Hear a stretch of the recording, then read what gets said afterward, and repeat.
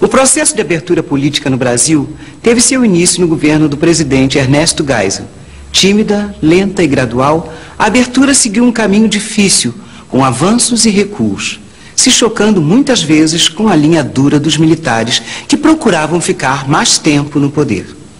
A sociedade civil também começava a se organizar e passava a exigir uma maior participação política e eleitoral. Entidades como a Conferência Nacional dos Bispos do Brasil, a CNBB, a Associação Brasileira de Imprensa, a ABI, e a Ordem dos Advogados do Brasil, a OAB, passaram a reclamar por liberdade de expressão e respeito aos direitos humanos. Brasília, 1979. Quando o último presidente do ciclo militar, João Figueiredo, assumiu o poder, o ato institucional número 5, o AI-5, já havia sido revogado. Neste momento, a política econômica dos governos militares mostrava claramente seus sinais de esgotamento. E aí você consegue imaginar o que aconteceu numa situação dessas? Uma situação que mistura crise econômica com processo de liberalização política? Ah, não deu outra. Começaram a pipocar greves por todo o país. O principal movimento grevista desta época foi o dos metalúrgicos do ABC Paulista, a região mais industrializada do país. Liderados pelo então sindicalista Luiz Inácio Lula da Silva, os metalúrgicos conseguiram negociar diretamente com os patrões. Essa negociação livre e direta entre operários e patrões contrariava totalmente a política salarial da época.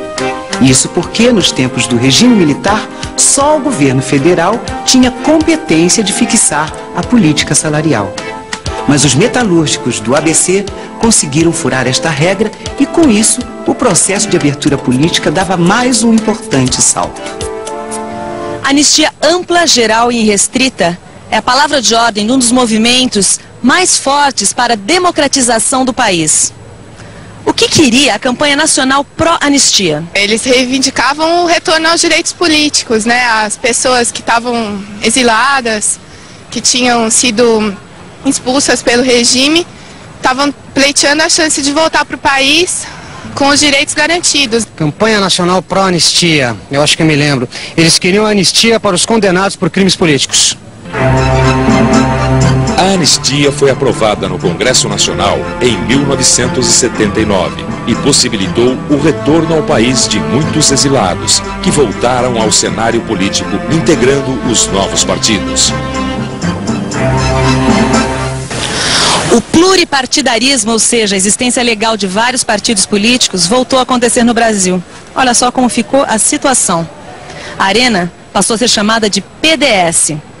O MDB passou a ser chamada de PMDB. Surgiram também outros partidos políticos.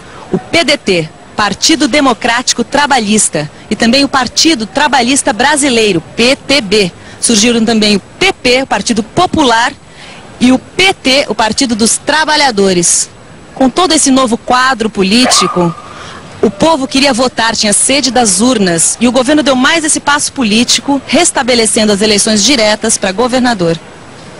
Depois de 17 anos sem eleger os governadores dos seus estados, os eleitores sentem novamente o gostinho de preencher uma cédula. Abertas as urnas, duas surpresas. Partidos de oposição vencem as eleições nos dois estados mais importantes da federação. Em São Paulo, o governador eleito é Franco Montoro, do PMDB. E no Rio de Janeiro, o vitorioso foi Leonel Brizola, do PDT. Mas isso ainda não era tudo. A sociedade civil queria mais. A sociedade civil também queria eleger o presidente da República.